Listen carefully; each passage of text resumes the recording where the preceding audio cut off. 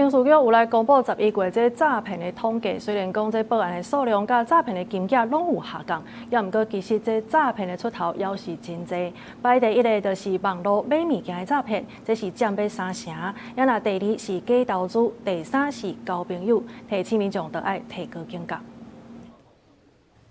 桌顶这手机含储贷款的宣传单，拢是刑事局抓到的诈骗案件的证物。对民众报案开始，为车手落去查，才一路发现其中有中人、有土地大师来参与。刑事局表示，因主要的目标拢是老大人。资产遭诈骗一空之后，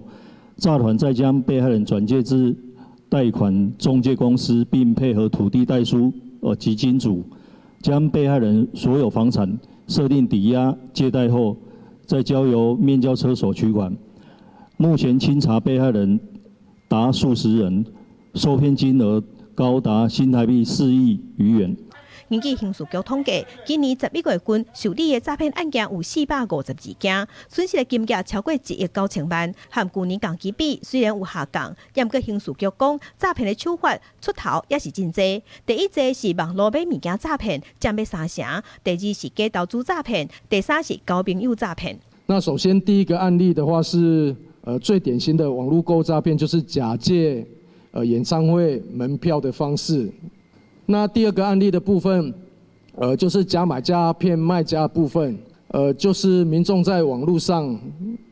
在卖东西，那你会看到有人会很积极的来跟你主动说我已经下单或已经付款，那要这个被害人马上做